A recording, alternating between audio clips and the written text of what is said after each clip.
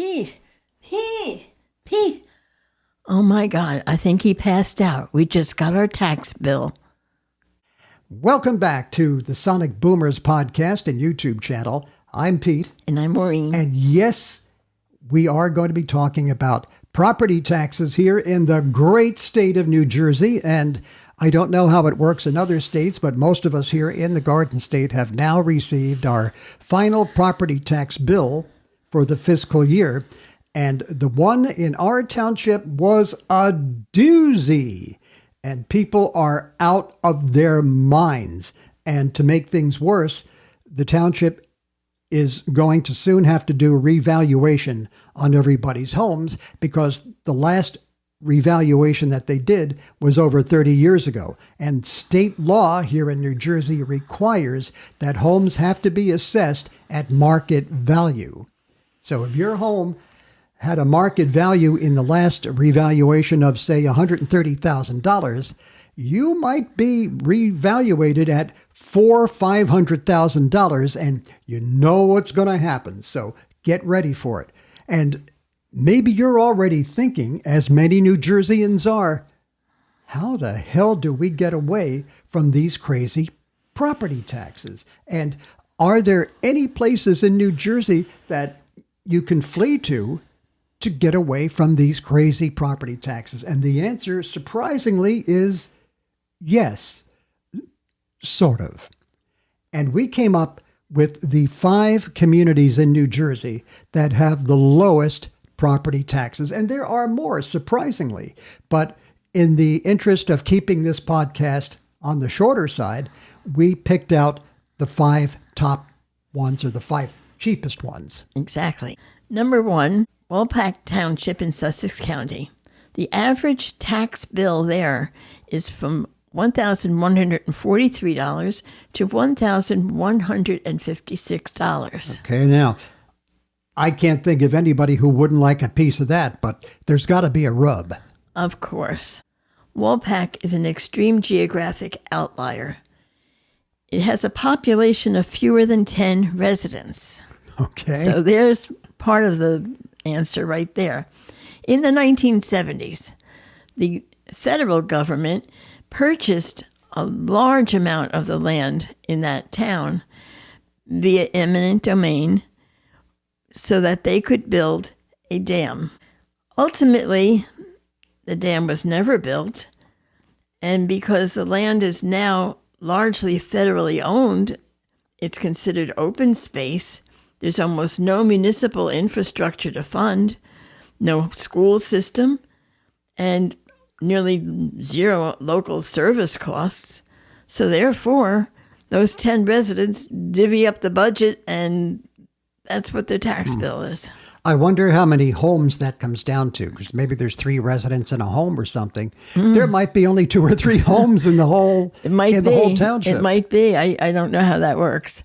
But at any rate, if you want to pay less than $2,000 a year in taxes, Walpack could be your choice. Now in Bergen County, or as many people here in the Garden State say, in affluent Bergen County, where towns are so exclusive, even the fire departments have unlisted phone numbers. Teterboro Borough in Bergen County, average tax bill in Teterboro, $1,936 to $1,985. How do they do it? Well, Teterboro operates with a population of only 60 residents, believe it or not. And the vast majority of the land is occupied by the very heavily used commercial Teterboro Airport and industrial warehousing. The immense commercial tax revenue generated by the airport and by the warehousing subsidizes the small residential population, and that leaves the resident of Teterboro with a super low property tax bill.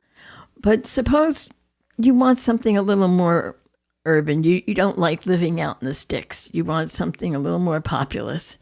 Then you might look to Camden County and Camden City within Camden County.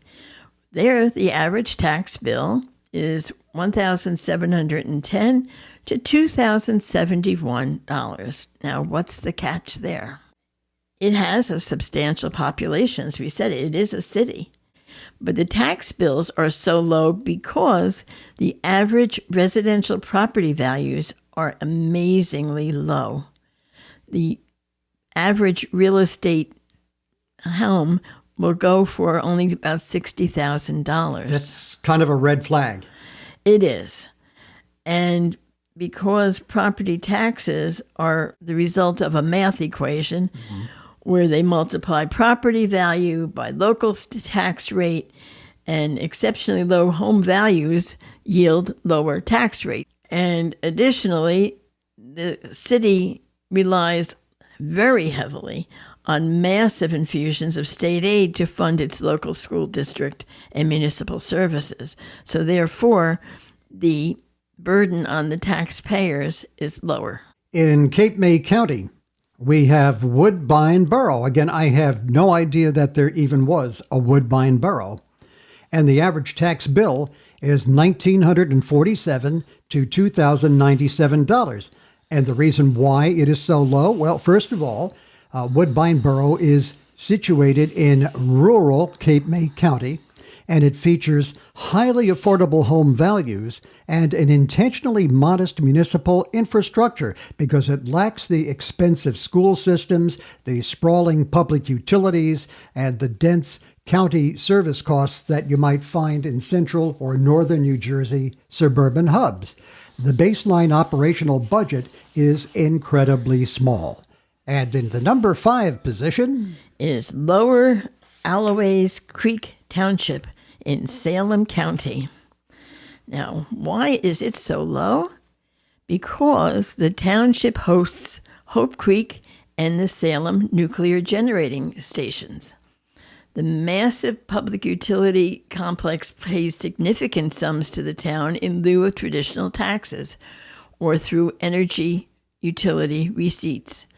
The localized corporate tax windfall covers the overwhelming majority of the township's municipal budget, allowing local officials to keep residential property tax very nominal. So when you're looking at property taxes and you're looking for that town to maybe move to here in New Jersey, you might be looking at something that is out in what some people would refer to as the sticks. Maybe the roads are terrible. Maybe they're all unpaved roads. There is maybe no police department, maybe no fire department, maybe no school system. And I think most tax experts will agree that for an overwhelming number of townships, the big burden is the school tax. But these are only 5. Remember, we're just doing the first 5 that came up in our research. If you want us to do another 5 or 10, drop us a comment below and we'll do another show featuring more choices, because they're not all out in the sticks and they're not all in areas where property values are low or maybe where crime is high, but they're not going to be $1,500 and $2,000 tax rates either, but they will be better than many places in New Jersey currently are. If you enjoyed this edition of the Sonic Boomers podcast, give us a like and subscribe, and we love you for doing that. And join us again next week. Until then, I'm Pete. And I'm Maureen. Thanks for watching. Thanks for listening.